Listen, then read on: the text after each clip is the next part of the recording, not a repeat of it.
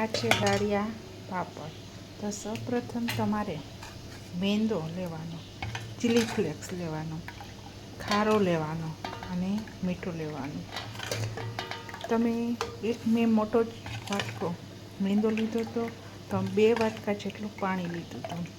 પછી એમાં chilli flakes, મીઠું અને ખારો છે એ અડધી ચમચી લેવાનો, મીઠું સ્વાદ પ્રમાણે, ચીલી ફ્લેક્સ અને જીરું નાખી અને આવું સહેજ અમથું જાડું પાણી જેવું પણ નહીં અને સહેજ જાડું ખીરું તૈયાર કરવાનું.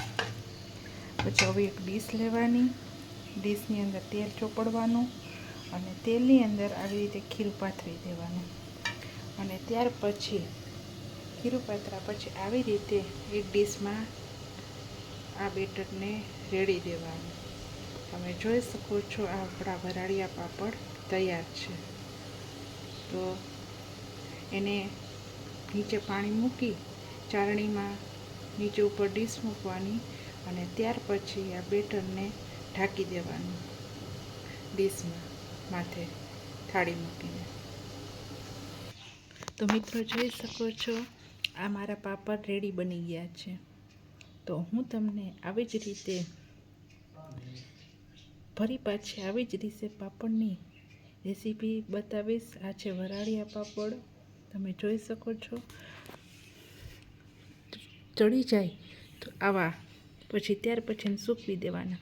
અત્યારે તમે ઘરમાં સૂકવ્યા છે, પછી બહાર તડકો આવે થોડા કડક થઈ જાય પાપડ, પછી એને તડકા નીચે સૂકવવાના. ત્યાં સુધી તમે પંખા નીચે ઘરમાં પણ સૂકવી શકો છો.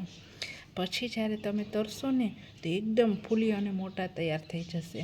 તો ઘણાને પાપડ આવડતા પણ હોતા નથી, તો આ એના માટે બેસ્ટ ટિપ્સ છે.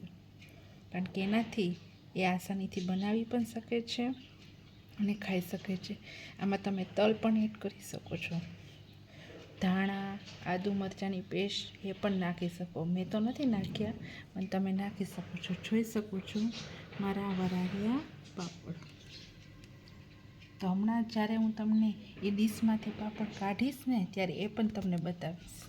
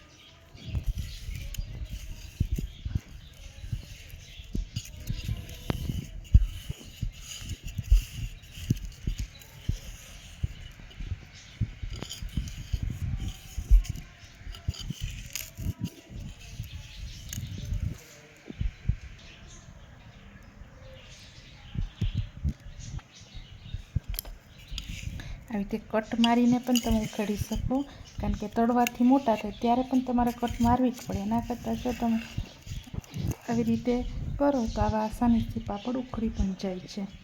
તો તમે જોઈ શકો છો આપણા વરાળિયા પાપડ રેડી છે. તો તમે પણ આવા વરાળિયા પાપડ બનાવો અને મારી સાથે રેસીપી શેર કરજો. તો મારી ચેનલને સબસ્ક્રાઈબ કરજો, નવા હોય તો લાઈક કરજો. આવા જ આવા વિડીયો જોતા રહેજો. પ્લીઝ લાઈક મી. તો આ ફરી પાછી આવી જ રેસીપી સાથે હું ફરી પાછું મળીશું. Thank you.